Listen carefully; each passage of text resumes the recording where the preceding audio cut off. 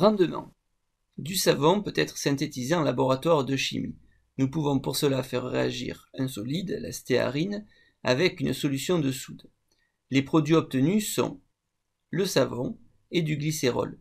Pour réaliser cette synthèse, on mélange une masse M1 égale 20,0 g de stéarine et un volume V2 égale 40 ml de solution d'hydroxyde de sodium de concentration en mol égale à 10 mol par litre. Quelle masse maximale de savon peut-on obtenir à partir de ces quantités de réactifs? Pour cela, il est nécessaire de calculer tout d'abord les quantités initiales de chaque réactif. La quantité de matière N1 de stéarine est égale à la masse M1 divisée par la masse molaire grand M1 de la stéarine, ce qui donne après calcul 0,0225 mol.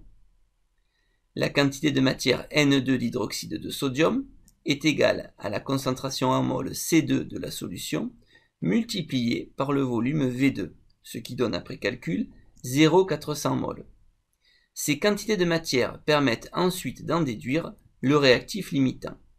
N2 sur 3 est égal à 0,133 mol et supérieur à N1, donc la stéarine est le réactif limitant. Cela nous permet de calculer la quantité de matière maximale de savon, puis la masse maximale de savon Mmax.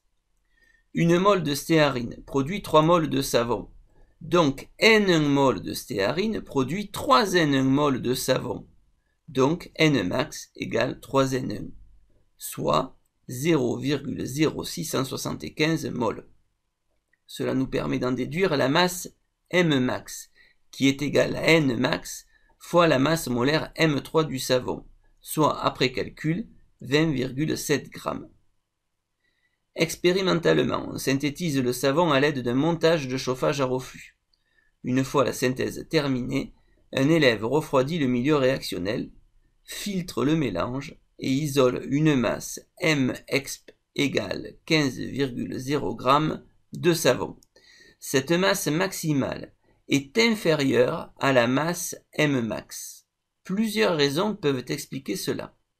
La totalité du réactif limitant n'a pas été consommée, soit parce que la réaction n'est pas totale, soit parce que la réaction a été arrêtée avant son terme. Tout le savon n'a pas précipité. Il y a eu des pertes de produits lors des manipulations, etc. Pour déterminer l'efficacité de la synthèse effectuée, le chimiste va calculer le rendement de cette synthèse. Ce dernier peut se noter état et se calcule comme le rapport de la masse de produit obtenu expérimentalement sur la masse maximale que l'on pourrait obtenir dans les conditions idéales. Réaction totale, pas de perte, etc. Ou comme le rapport de la quantité de matière expérimentale de produit sur la quantité de matière maximale. Dans le cas de la synthèse précédente du savon, le rendement est égal à 15,0 g sur 20,7 g, soit 0,724 ou 72,4%. Notons qu'il est rare d'avoir un rendement de 100% et que le calcul du rendement nous aide à analyser et à améliorer le protocole expérimental. Retenons donc la méthode à suivre pour calculer le rendement d'une synthèse. Étape 1. Calculer les quantités de matière initiale de réactifs. Étape 2. En déduire le réactif limitant. Étape 3.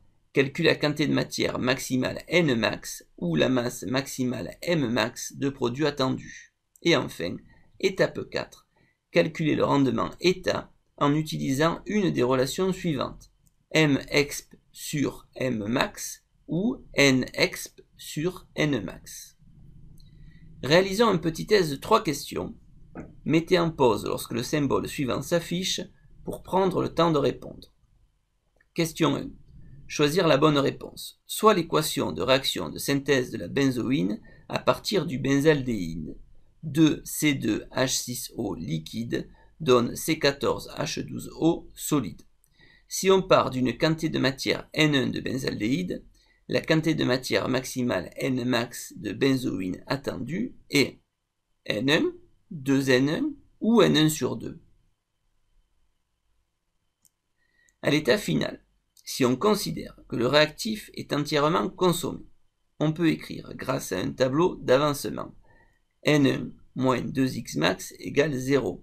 Donc l'avancement maximal x max est égal à N1 sur 2. Toujours grâce à un tableau d'avancement, on peut écrire que la quantité de matière N max de produit est aussi égale à x max. Donc N max est égal à N1 sur 2. Question 2. Choisir la bonne réponse. Lors d'une synthèse, il se forme 0,20 mol d'un produit, alors qu'au maximum 0,50 mol de ce produit est attendu. Le rendement de la synthèse est de 10%, 20% ou 40%. Le rendement d'une synthèse s'exprime comme le rapport de la quantité N-exp de produits obtenus expérimentalement sur la quantité maximale N-max de produits attendus.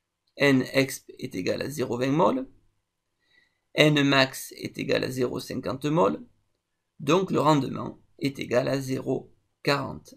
La réponse juste est donc la réponse C, 40%. Question 3. Choisir la ou les bonnes réponses. Un solide est synthétisé au laboratoire. Le rendement de la synthèse n'est que de 60%. Quelles hypothèses peuvent expliquer ce faible rendement? Le solide obtenu n'est pas complètement sec.